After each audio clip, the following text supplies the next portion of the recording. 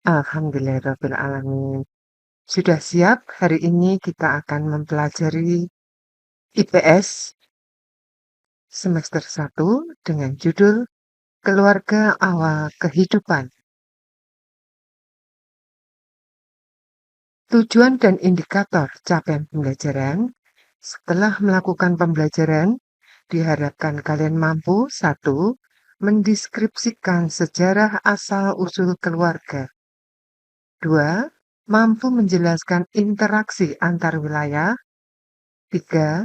Mampu menguraikan proses sosialisasi di lingkungan keluarga dan masyarakat. 4. Mampu menganalisis pengaruh keluarga dan masyarakat terhadap pembentukan karakter dan gaya hidup. A. Keberadaan diri dan keluarga. Keberadaan diri dalam keluarga memiliki peran penting dalam membentuk identitas, perkembangan emosional, dan kesejahteraan individu.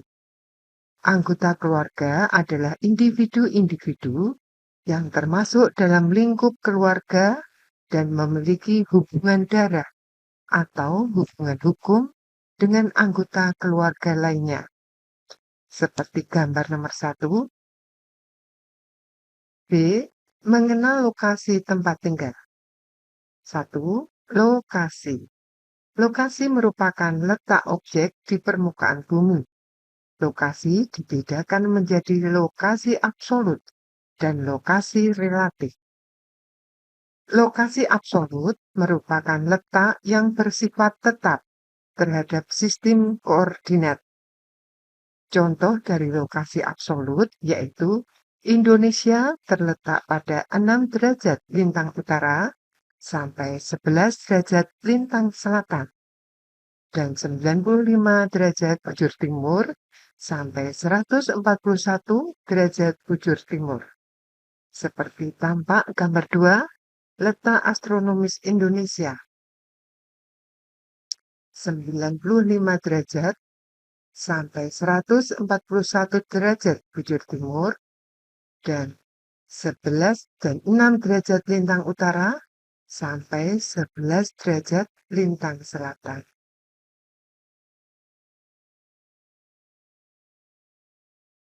Lokasi relatif merupakan letak tempat yang dapat berubah karena keadaan di sekitarnya. Contoh, awalnya Kabupaten Tanah Tidung termasuk dalam Provinsi Kalimantan Timur, tetapi saat ini merupakan kabupaten di Provinsi Kalimantan Utara. Seperti gambar 3, peta Kabupaten Tanah Tidung, Provinsi Kalimantan Utara.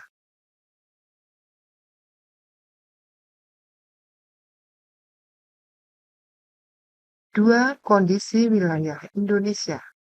A. Letak dan luas. Indonesia negara terluas di Asia Tenggara dengan luas daratan sebesar 1.932,37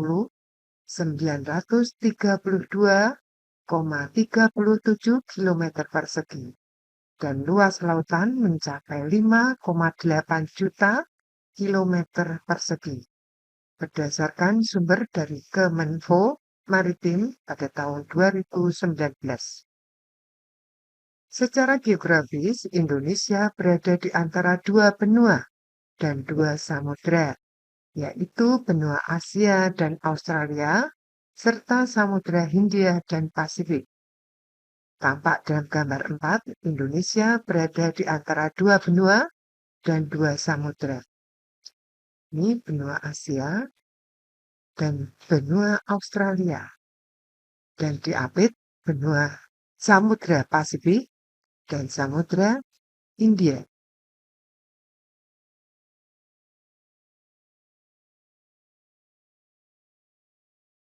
Pembagian zona waktu Indonesia.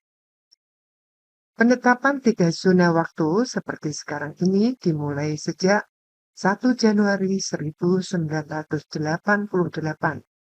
1. Waktu Indonesia Barat atau WIB meliputi provinsi di Pulau Sumatera, Jawa, Kalimantan Barat, dan Kalimantan Tengah. 2. Waktu Indonesia Tengah atau WITA meliputi Provinsi Kalimantan Timur, Kalimantan Selatan, Bali, Nusa Tenggara Barat, Nusa Tenggara Timur, dan provinsi di Pulau Sulawesi.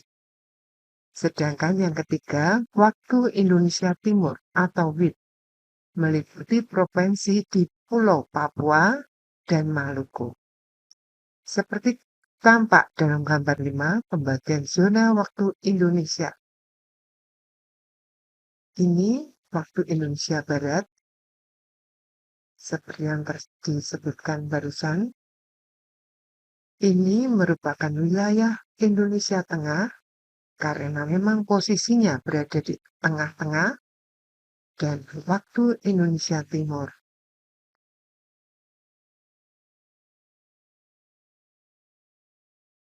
B. Cuaca dan iklim. Anak-anak, cuaca adalah kondisi rata-rata udara suatu wilayah yang relatif sempit dan dalam waktu yang singkat. Iklim adalah kondisi cuaca rata-rata tahunan pada wilayah dengan cakupan luas. Indonesia memiliki iklim tropis yang terdiri dari 2 musim, yaitu musim hujan dan kemarau. Musim hujan terjadi antara Oktober sampai Maret, sedangkan musim kemarau antara bulan April sampai September. Semakin ke timur curah hujan semakin rendah karena hujan telah banyak jatuh dan menguap di bagian barat. Gambar 6 adalah simbol-simbol ramalan cuaca. Seperti tertera dalam keterangan di sini, nomor 1 ini cerah, agak berawan, dan berawan. Di bawahnya ini adalah mendung, hujan, dan badai. Dengan memperhatikan gambar 6 ini, insya Allah kalian mudah untuk memahami.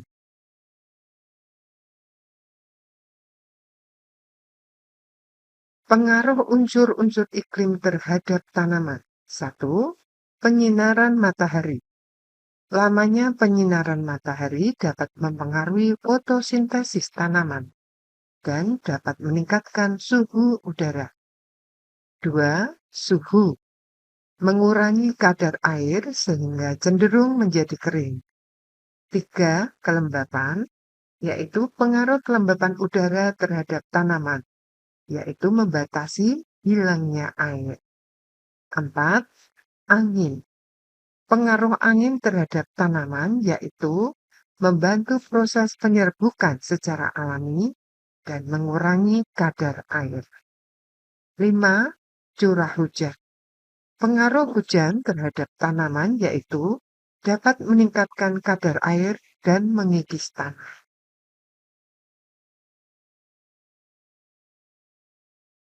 Gambar 7, peta curah hujan di Indonesia pada bulan Desember tahun 2023.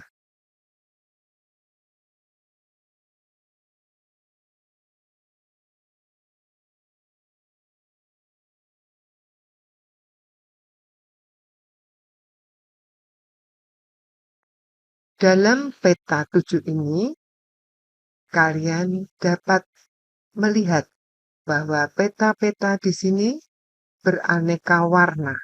Tetapi warna-warna ini menunjukkan curah hujan. Kalau warna hitam, curah hujannya 0 sampai 20, termasuk rendah. Jika 100 sampai 150 ditunjukkan pada warna merah, agak kemerahan, yaitu masuk dalam curah hujan menengah. Dan juga pada warna hijau muda dan hijau tua, itu sekitar 300 sampai 400 tinggi curah hujannya.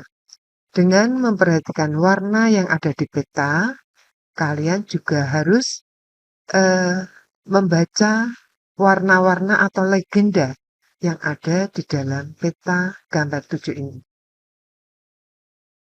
Ada warna hijau, kuning, kehijauan, hitam, merah, ya, ini merata, tetapi ukuran atau ketinggian curah hujannya tidak sama. Kalian bisa melihat data curah hujan. Kita lanjutkan. C. Kondisi geologis. Secara geologis, Indonesia dilalui dua jalur pegunungan dunia, yaitu pegunungan Sirkum Pasifik dan Sirkum Mediterania.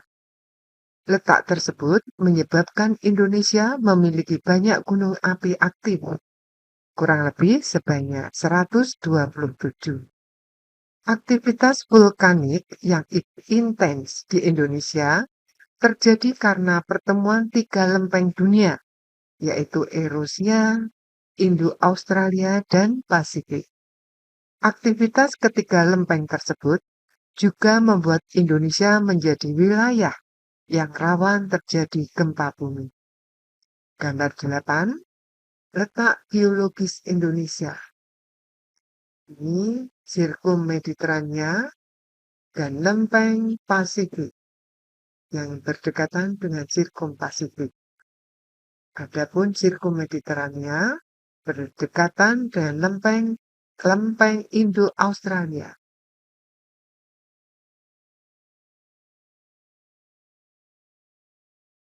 Dampak positif letak geologis Indonesia. 1. Tanah menjadi subur, terutama di kawasan dekat gunung berapi, atau karena banyak unsur hara. 2. Memiliki keanekaragaman flora dan fauna. 3. Memiliki sumber daya mineral beragam, berbagai jenis batuan, minyak bumi, dan gas alam. Kita lihat gambar 9 adalah tanah yang subur karena terletak di kawasan gunung berapi. Gambar 10, terjadi keanekaragaman flora dan fauna. Di sini tampak gambar lutung, ya, satwa di kawasan gunung berapi. Dan gambar 11, tambang pasir di lereng Gunung Merapi.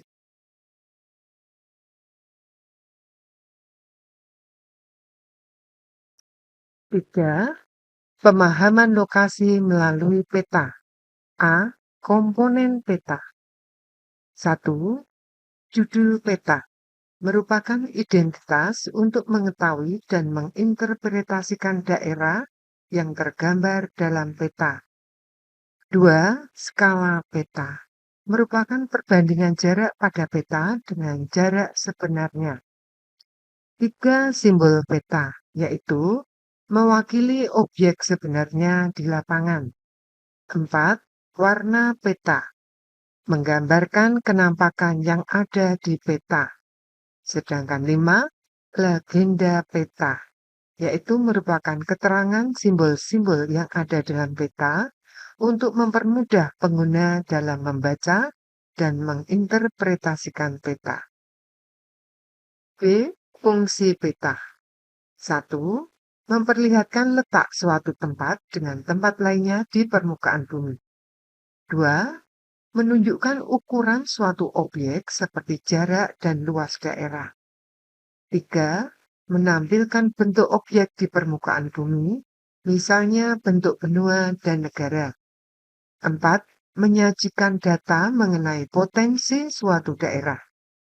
5. Memudahkan suatu pekerjaan, seperti untuk perencanaan pembangunan jalan. C. Manfaat peta digital dalam kehidupan sehari-hari. 1. Pengembangan transportasi berbasis online.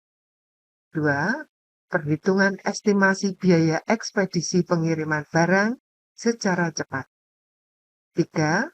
Perhitungan perkiraan lama waktu yang dibutuhkan untuk barang sampai pada alamat tujuan. 4.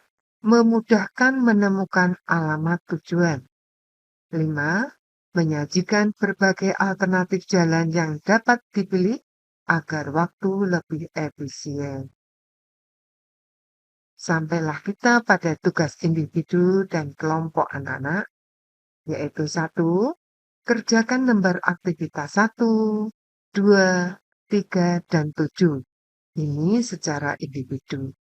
Sedangkan 2, kerjakan lembar aktivitas 4, 5, dan 6 secara berkelompok. Bu Erna tunggu dari tugas-tugas kalian ya. Baik, sekian materi dari Bu Erna. Jika ada pertanyaan, Bu Erna akan senang menunggunya dan akan menjawabnya. Selamat mengerjakan anak-anak. Bu Erna akhiri sekian. Wassalamualaikum warahmatullahi wabarakatuh.